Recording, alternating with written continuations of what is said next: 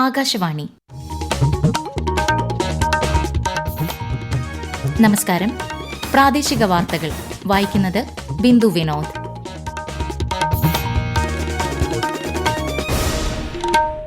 പ്രധാന വാർത്തകൾ. രാജ്യത്ത് വോട്ടർ പട്ടികയുടെ രണ്ടാം ഘട്ട തീവ്ര പരിഷ്കരണത്തിന് തുടക്കമായി. തീവ്ര പരിഷ്കരണം കേരളം ഉൾപ്പെടെ 12 ഇടങ്ങളിൽ. ഛഠ് പൂജയിൽ പങ്കെടുത്ത എല്ലാവർക്കും ആശംസകൾ നേർന്ന് പ്രധാനമന്ത്രി നരേന്ദ്രമോദി. ബംഗാൾ ഉൾക്കടലിൽ രൂപം കൊണ്ട മൊൻത തീവ്ര ചുഴലിക്കാറ്റായി മാറി. ആന്ധ്രാപ്രദേശ് തീരത്ത് കനത്ത മഴയും ശക്തമായ കാറ്റും. കേരളത്തിൽ 7 ജില്ലകളിൽ മഞ്ഞ ജാഗ്രത. IT മേഖലയിൽ 5 ലക്ഷം തൊഴിലവസരങ്ങൾ സൃഷ്ടിക്കാനാണ് സർക്കാർ ലക്ഷ്യമിടുന്നതെന്ന് മുഖ്യമന്ത്രി പിണറായി വിജയൻ. സംസ്ഥാന സ്കൂൾ കായികമേളയ്ക്ക് ഇന്ന് തിരുവനന്തപുരത്ത് സമാപനം. തിരുവനന്തപുരം ജില്ലയ്ക്ക് സ്വർണ്ണക്കപ്പ്. സൂപ്പർ ലീഗ് കേരള ഫുട്ബോളിൽ ഇന്ന് തിരുവനന്തപുരം കൊമ്പൻസും മലപ്പുറം FCയും ഏറ്റുമുട്ടും. വാർത്തകൾ വിശദമായി. രാജ്യത്ത് കേരളം ഉൾപ്പെടെയുള്ള സംസ്ഥാനങ്ങളിലും കേന്ദ്രഭരണ പ്രദേശങ്ങളിലുമായി 12 ഇടങ്ങളിൽ രണ്ടാം ഘട്ട പ്രത്യേക തീവ്ര വോട്ടർ പട്ടിക പരിഷ്കരണം നടത്തുമെന്ന് കേന്ദ്ര തെരഞ്ഞെടുപ്പ് കമ്മീഷൻ. വോട്ടർ പട്ടിക കൂടുതൽ സുതാര്യവും പിശകില്ലാത്തതുമാക്കുക എന്നതാണ് ലക്ഷ്യമെന്ന് chief election commissioner Gyanesh Kumar ഇന്നലെ ന്യൂഡൽഹിയിൽ മാധ്യമങ്ങളോട് പറഞ്ഞു. പേര് ചേർക്കൽ പ്രക്രിയ നവംബർ 4-ന് ആരംഭിക്കും. ഡിസംബർ 9-ന് കരട് പട്ടികയും ഫെബ്രുവരി 7-ന് അന്തിമ വോട്ടർ പട്ടികയും പ്രസിദ്ധീകരിക്കുമെന്നും ശ്രീ ഗ്യാനേഷ് കുമാർ പറഞ്ഞു. തീവ്ര വോട്ടർ പട്ടിക പരിഷ്കരണവുമായി ബന്ധപ്പെട്ട് സംസ്ഥാനത്ത് ഇന്ന് പ്രത്യേക യോഗങ്ങൾ നടക്കും. ജില്ലാ കളക്ടർമാരുടെ യോഗവും ഇലക്ടറൽ രജിസ്ട്രേഷൻ ഓഫീസർമാരുടെ വീഡിയോ കോൺഫറൻസും ഇന്ന് നടക്കുമെന്ന് മുഖ്യ തെരഞ്ഞെടുപ്പ് ഓഫീസർ രത്തൻ യു ഖേൽക്കർ അറിയിച്ചു. അതേസമയം അംഗീകൃത രാഷ്ട്രീയ പാർട്ടികളുടെ യോഗം നാളെ 11 മണിക്ക് നടക്കും. ഉച്ചയ്ക്ക് ശേഷം മാധ്യമപ്രവർത്തകരുടെ യോഗവും വിളിച്ചിട്ടുണ്ട്. ഛഠ് പൂജയിൽ പങ്കെടുത്ത എല്ലാവർക്കും ആശംസകൾ നേർന്ന് പ്രധാനമന്ത്രി നരേന്ദ്രമോദി. ഭക്തർ സൂര്യദേവന് പ്രഭാത പൂജ അർപ്പിച്ചതോടെ ഈ വർഷത്തെ ഛഠ് പൂജയ്ക്ക് ഇന്ന് സമാപനമായി. 4 ദിവസത്തെ ഉത്സവ ആചാരങ്ങൾ ഇന്ത്യയുടെ മഹത്തായ പാരമ്പര്യത്തിന്റെ നേർക്കാഴ്ചയായി മാറിയതായി പ്രധാനമന്ത്രി സമൂഹമാധ്യമത്തിൽ കുറിച്ചു. ബീഹാറിലെ ഗംഗ, ഗാണ്ടക്, കോസി എന്നിവയുൾപ്പെടെയുള്ള നദീതീരങ്ങളിൽ നടന്ന സമാപന ചടങ്ങുകളിൽ ദശലക്ഷക്കണക്കിന് ഭക്തർ പങ്കെടുത്തു. രാഷ്ട്രപതി ദ്രൌപദി മുർമു 8ാമത് അന്താരാഷ്ട്ര സോളാർ അലയൻസ് അസംബ്ലിയിൽ മുഖ്യ പ്രഭാഷണം നടത്തി. ന്യൂഡൽഹിയിലെ ഭാരത് മണ്ഡപത്തിൽ നടന്ന പരിപാടിയിൽ കേന്ദ്രമന്ത്രി പ്രഹ്ലാദ് ജോഷിയും പങ്കെടുക്കുന്നുണ്ട്. 4 ദിവസത്തെ ആഗോള പരിപാടിയിൽ വിവിധ രാജ്യങ്ങളിൽ നിന്നുള്ള 40-ലധികം മന്ത്രിമാർ പങ്കെടുക്കും. അന്താരാഷ്ട്ര സഹകരണം കൂടുതൽ ആഴത്തിലാക്കാനും എല്ലാവർക്കും താങ്ങാനാവുന്ന വിലയിൽ സൌരോർജ്ജം എന്ന ലക്ഷ്യത്തിലേക്കുള്ള പ്രവർത്തനങ്ങൾ അവലോകനം ചെയ്യുവാനും 124 രാജ്യങ്ങൾ പങ്കെടുക്കുന്ന സമ്മേളനം ഊന്നൽ നൽകും. ബംഗാൾ ഉൾക്കടലിൽ രൂപം കൊണ്ട മൊൻത ചുഴലിക്കാറ്റ് തീവ്ര ചുഴലിക്കാറ്റായി മാറി. മണിക്കൂറിൽ 100 കിലോമീറ്റർ വരെ വേഗതയിൽ കാറ്റ് വീശുന്നതിനാൽ ആന്ധ്രാപ്രദേശ് തീരത്ത് കനത്ത മഴയും ശക്തമായ കാറ്റും അനുഭവപ്പെടുന്നുണ്ട്. ആന്ധ്രാപ്രദേശ്, യാനം, തെക്കൻ ഒഡീഷ തീരങ്ങൾ, ഛത്തീസ്ഗഡ് എന്നിവിടങ്ങളിൽ നാളെ വരെ ചുവപ്പ് ജാഗ്രത നൽകിയിട്ടുണ്ട്. റായലസീമ, തമിഴ്നാട്, പുതുച്ചേരി, കാരക്കൽ, തെലങ്കാന എന്നിവിടങ്ങളിൽ ഇന്ന് കനത്ത മഴയ്ക്ക് സാധ്യതയുണ്ട്. ആന്ധ്രാപ്രദേശിലെ കാക്കിനഡയ്ക്ക് സമീപം ഇന്ന് രാത്രി കൊടുങ്കാറ്റ് തീരം തൊടുമെന്ന് കേന്ദ്ര കാലാവസ്ഥാ വകുപ്പ് അറിയിച്ചു. അതേസമയം ആന്ധ്രാപ്രദേശ് മുഖ്യമന്ത്രി എൻ ചന്ദ്രബാബു നായിഡുവുമായി സ്ഥിതിഗതികൾ ചർച്ച ചെയ്ത പ്രധാനമന്ത്രി നരേന്ദ്രമോദി കേന്ദ്ര പിന്തുണ വാഗ്ദാനം ചെയ്തു. ഒഡീഷയിൽ കൊടുങ്കാറ്റിനെ നേരിടുന്നതിനായി താഴ്ന്ന പ്രദേശങ്ങളിൽ താമസിക്കുന്നവരെ ഉൾപ്പെടെ സുരക്ഷിത കേന്ദ്രങ്ങളിലേക്ക് മാറ്റി നടപടികൾ ശക്തമാക്കിയിട്ടുണ്ട്. സംസ്ഥാനത്തിന്റെ വടക്കൻ ജില്ലകളിൽ ഇന്ന് മഴയുടെ ശക്തി കുറയും. അതേസമയം തിരുവനന്തപുരം, കൊല്ലം, പത്തനംതിട്ട, ആലപ്പുഴ, കോട്ടയം, എറണാകുളം, ഇടുക്കി എന്നീ ജില്ലകളിൽ മഞ്ഞ ജാഗ്രത പ്രഖ്യാപിച്ചിട്ടുണ്ട്. തൃശൂർ ജില്ലയിൽ ശക്തമായ മഴ തുടരുന്നതിനാൽ ജില്ലയിലെ പ്രൊഫഷണൽ കോളേജുകൾ ഉൾപ്പെടെയുള്ള എല്ലാ വിദ്യാഭ്യാസ സ്ഥാപനങ്ങൾക്കും ജില്ലാ കളക്ടർ അവധി പ്രഖ്യാപിച്ചു. എന്നാൽ മുൻകൂട്ടി നിശ്ചയിച്ച പരീക്ഷകൾക്കും അഭിമുഖങ്ങൾക്കും ജില്ലാ ശാസ്ത്രമേളയ്ക്കും മാറ്റമുണ്ടായിരിക്കില്ല. മൂന്നാർ ഗ്യാപ്പ് റോഡിലൂടെയുള്ള രാത്രിയാത്രയും അടിമാലി കൂമ്പൻപാറ ഭാഗത്തെ NH 85 യാത്രയും നിരോധിച്ചിരിക്കുകയാണ്. കേരളം, തമിഴ്നാട്, ലക്ഷദ്വീപ് തീരങ്ങളിൽ ഇന്നും കർണാടക തീരത്ത് വെള്ളിയാഴ്ച വരെയും മത്സ്യബന്ധനത്തിന് വിലക്കേർപ്പെടുത്തിയിട്ടുണ്ട്. ദേശീയപാത 85-ൽ അടിമാലിക്ക് പിന്നാലെ പള്ളിവാസലിലും മണ്ണിടിച്ചിലുണ്ടായി. ദേശീയപാതയോരത്തെ മൂലക്കടയിലാണ് ഇന്നലെ രാത്രി മണ്ണിടിച്ചിലുണ്ടായത്. ഇതുവഴിയുള്ള രാത്രി ഗതാഗതം നിരോധിച്ചതിനാൽ അപകടം ഒഴിവായി. IT മേഖലയിൽ 5 ലക്ഷം തൊഴിലവസരങ്ങൾ സൃഷ്ടിക്കാനാണ് സംസ്ഥാന സർക്കാർ ലക്ഷ്യമിടുന്നതെന്ന് മുഖ്യമന്ത്രി പിണറായി വിജയൻ. സംസ്ഥാന IT വകുപ്പിന്റെ നേതൃത്വത്തിൽ സംഘടിപ്പിച്ച റീകോഡ് കേരള 2025 വികസന സെമിനാർ ഉദ്ഘാടനം ചെയ്യുകയായിരുന്നു മുഖ്യമന്ത്രി. രാജ്യത്തെ IT വിപണിയുടെ 10% വിഹിതം നേടി പ്രതിവർഷം മികച്ച വരുമാനം സൃഷ്ടിക്കുക, IT മേഖലയിൽ 5 ലക്ഷം തൊഴിലവസരങ്ങൾ സൃഷ്ടിക്കുക, ഗ്ലോബൽ കേപ്പബിലിറ്റി സെന്ററുകളുടെ എണ്ണം 120 വരെ എത്തിക്കുക തുടങ്ങി കൈവരിക്കേണ്ട ഭാവി നേട്ടങ്ങളെക്കുറിച്ചാണ് ഈ സെമിനാറിൽ നാം പ്രധാനമായും ചർച്ച ചെയ്യേണ്ടത്. വിഷൻ 2031 ഭാഗമായി സംസ്ഥാനത്തിന്റെ വിവര സാങ്കേതിക രംഗത്തെ വളർച്ചയും ലക്ഷ്യങ്ങളും ചർച്ച ചെയ്യാനാണ് സെമിനാർ സംഘടിപ്പിച്ചിരിക്കുന്നത്.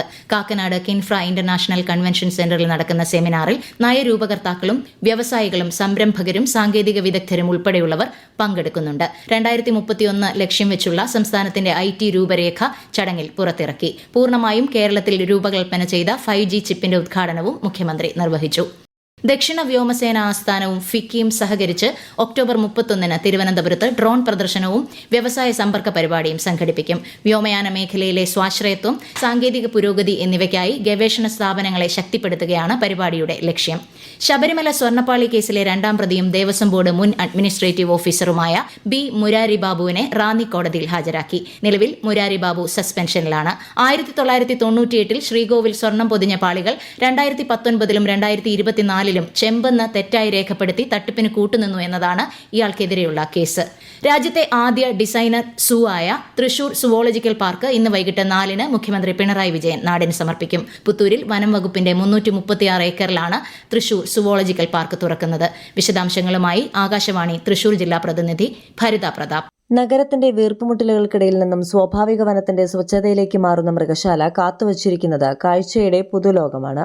സന്ദർശകർക്ക് ജനുവരി മുതൽ പ്രവേശനം അനുവദിക്കുന്നതോടെ കേരളത്തിലെ ടൂറിസം സർക്യൂട്ടിലെ പ്രധാന കേന്ദ്രമായി പുത്തൂർ പാർക്ക് മാറും. മൃഗങ്ങൾക്കും പക്ഷികൾക്കും അവയുടെ സ്വാഭാവിക ആവാസ വ്യവസ്ഥയാണ് പാർക്കിൽ ഒരുക്കിയിരിക്കുന്നത്. 331 കോടി രൂപയിലാണ് സുവോളജിക്കൽ പാർക്കിന്റെ നിർമ്മാണം പൂർത്തിയായിരിക്കുന്നത്. ഈ വാർത്തകൾ ആകാശവാണിയിൽ നിന്ന്. ആകാശവാണി വാർത്തകളും വാർത്താധിഷ്ഠിത പരിപാടികളും all India radio news Thiruvananthapuram YouTube ചാനലിലും all India radio news Thiruvananthapuram Facebook പേജിലും AR News_ തിരുവനന്തപുരം ഇൻസ്റ്റഗ്രാം അക്കൌണ്ടിലും AR News_TVM X ഹാൻഡിലും ലഭ്യമാണ്. കാസർകോട് കേന്ദ്ര സർവകലാശാലയുടെ പുതിയ അക്കാദമിക് ബ്ലോക്കിന് വ്യാഴാഴ്ച കേന്ദ്ര സഹമന്ത്രി ജോർജ് കുര്യൻ തറക്കല്ലിടും. കേന്ദ്ര ന്യൂനപക്ഷകാര്യ മന്ത്രാലയം പ്രധാനമന്ത്രി ജൻ വികാസ് കാര്യ പദ്ധതിയിൽ ഉൾപ്പെടുത്തി 53 കോടി രൂപയോളം പുതിയ അക്കാദമിക് ബ്ലോക്ക് നിർമ്മാണത്തിന് അനുവദിച്ചതായി രജിസ്ട്രാർ ഇൻചാർജായ R. ജയപ്രകാശ് അറിയിച്ചു. സർദാർ വല്ലഭായ് പട്ടേലിന്റെ 150ാം ജന്മവാർഷികത്തോടനുബന്ധിച്ച് ഈ മാസം 31 രാജ്യമെമ്പാടും റൺ ഫോർ യൂണിറ്റി സംഘടിപ്പിക്കും. സർദാർ വല്ലഭായ് പട്ടേലിനെ ആദരിക്കുന്നതിനും ഏകീകൃത ഇന്ത്യയെക്കുറിച്ചുള്ള അദ്ദേഹത്തിന്റെ കാഴ്ചപ്പാടിനെ അനുസ്മരിക്കുന്നതിനുമായി റൺ ഫോർ യൂണിറ്റിയിൽ പങ്കെടുക്കാൻ ജനങ്ങളോട് സമൂഹമാധ്യമത്തിലൂടെ പ്രധാനമന്ത്രി നരേന്ദ്രമോദി അഭ്യർത്ഥിച്ചു. 67ാമത് സംസ്ഥാന സ്കൂൾ കായികമേളയ്ക്ക് ഇന്ന് തിരുവനന്തപുരത്ത് സമാപനം. 1825 പോയിന്റുമായി മുഖ്യമന്ത്രിയുടെ സ്വർണ്ണക്കപ്പ് സ്വന്തമാക്കി തിരുവനന്തപുരം ജില്ല. 2ഉം 3ഉം സ്ഥാനത്തുള്ള തൃശൂർ, കണ്ണൂർ ജില്ലകൾ നേടിയത് യഥാക്രമം 892, 859 പോയിന്റുകളാണ്. കൂടുതൽ വിവരങ്ങളുമായി ആകാശവാണി തിരുവനന്തപുരം ജില്ലാ പ്രതിനിധി രജു കോലിയക്കോട്. പ്രതികൂല കാലാവസ്ഥയ്ക്കിടയിലും വാശിയേറിയ പോരാട്ടമാണ് താരങ്ങൾ പുറത്തെടുത്തത്. കഴിഞ്ഞ വർഷത്തേക്കാൾ കൂടുതൽ മീറ്റ് റെക്കോർഡുകളും നിരവധി പുത്തൻ താരോദയങ്ങളും 67ാമത് സംസ്ഥാന സ്കൂൾ കായികമേളയിൽ ഉണ്ടായി. വൈകുന്നേരം 4 മണിക്ക് യൂണിവേഴ്സിറ്റി സ്റ്റേഡിയത്തിൽ നടക്കുന്ന സമാപന ചടങ്ങ് ഗവർണർ രാജേന്ദ്ര വിശ്വനാഥ് ആർലേക്കർ ഉദ്ഘാടനം ചെയ്യും. മന്ത്രി വി ശിവൻകുട്ടി അധ്യക്ഷത വഹിക്കുന്ന ചടങ്ങിൽ മന്ത്രിമാരായ Veena George, Saji Cherian, GR Anil, Olympian PR Sreejesh തുടങ്ങിയവർ പങ്കെടുക്കും. ഓവറോൾ ചാമ്പ്യന്മാർക്കുള്ള മുഖ്യമന്ത്രിയുടെ സ്വർണ്ണക്കപ്പ് ചടങ്ങിൽ സമ്മാനിക്കും. സ്വർണ്ണക്കപ്പ് കൈമാറിയ ശേഷം കായികമേളയുടെ കൊടി താഴ്ത്തുകയും ദീപശിഖ അണയ്ക്കുകയും ചെയ്യും. സ്കൂൾ കായികമേളയുടെ സമാപന ദിവസമായ ഇന്ന് തിരുവനന്തപുരം വിദ്യാഭ്യാസ ജില്ലയുടെ പരിധിയിലുള്ള കേരള സിലബസ് സ്കൂളുകൾക്ക് ഉച്ചയ്ക്ക് ശേഷം അവധിയാണ്. സൂപ്പർ ലീഗ് കേരള ഫുട്ബോളിൽ ഇന്ന് തിരുവനന്തപുരം കൊമ്പൻസും മലപ്പുറം FC ഏറ്റുമുട്ടും. രാത്രി 7:30 മഞ്ചേരി പയ്യനാട് സ്റ്റേഡിയത്തിലാണ് മത്സരം. നിലവിൽ മലപ്പുറത്തിന് 5 പോയിന്റും കൊമ്പൻസിന് 3 പോയിന്റുമാണുള്ളത്. അണ്ടർ 23 ലോക ചാമ്പ്യൻഷിപ്പിൽ പുരുഷ ഫ്രീ സ്റ്റൈൽ 65 കിലോഗ്രാം വിഭാഗത്തിൽ ഇന്ത്യൻ ഗുസ്തി താരം സുജിത് കൽക്കലിന് സ്വർണ്ണ മെഡൽ. ഇന്നലെ സെർബിയയിൽ നടന്ന മത്സരത്തിൽ ഉസ്ബെക്കിസ്ഥാൻ താരത്തെ 10-0 പരാജയപ്പെടുത്തിയാണ് സുജിത്തിന്റെ സ്വർണ്ണ നേട്ടം. അതിദാരിദ്ര്യമുക്ത ജില്ലയായി കോഴിക്കോട് പ്രഖ്യാപനം മന്ത്രി AK ശശീന്ദ്രൻ ഓൺലൈനായി നിർവഹിച്ചു. നവംബർ 1 വൈകിട്ട് 4 കേരളത്തെ അതിദാരിദ്ര്യമുക്ത സംസ്ഥാനമായി പ്രഖ്യാപിക്കും. പ്രധാന വാർത്തകൾ വീണ്ടും. രാജ്യത്ത് വോട്ടർ പട്ടികയുടെ 2ാം ഘട്ട തീവ്ര പരിഷ്കരണത്തിന് തുടക്കമായി. തീവ്ര പരിഷ്കരണം കേരളം ഉൾപ്പെടെ 12 ഇടങ്ങളിൽ. ഛഠ് പൂജയിൽ പങ്കെടുത്ത എല്ലാവർക്കും ആശംസകൾ നേർന്ന് പ്രധാനമന്ത്രി നരേന്ദ്രമോദി. ബംഗാൾ ഉൾക്കടലിൽ രൂപം കൊണ്ട മൊൻത തീവ്ര ചുഴലിക്കാറ്റായി മാറി. ആന്ധ്രാപ്രദേശ് തീരത്ത് കനത്ത മഴയും ശക്തമായ കാറ്റും. കേരളത്തിൽ 7 ജില്ലകളിൽ മഞ്ഞ ജാഗ്രത. IT മേഖലയിൽ 5 ലക്ഷം തൊഴിലവസരങ്ങൾ സൃഷ്ടിക്കാനാണ് സർക്കാർ ലക്ഷ്യമിടുന്നതെന്ന് മുഖ്യമന്ത്രി പിണറായി വിജയൻ. സംസ്ഥാന സ്കൂൾ കായികമേളയ്ക്ക് ഇന്ന് തിരുവനന്തപുരത്ത് സമാപനം. തിരുവനന്തപുരം ജില്ലയ്ക്ക് സ്വർണ്ണക്കപ്പ്. സൂപ്പർ ലീഗ് കേരള ഫുട്ബോളിൽ ഇന്ന് തിരുവനന്തപുരം കൊമ്പൻസും മലപ്പുറം FCയും ഏറ്റുമുട്ടും.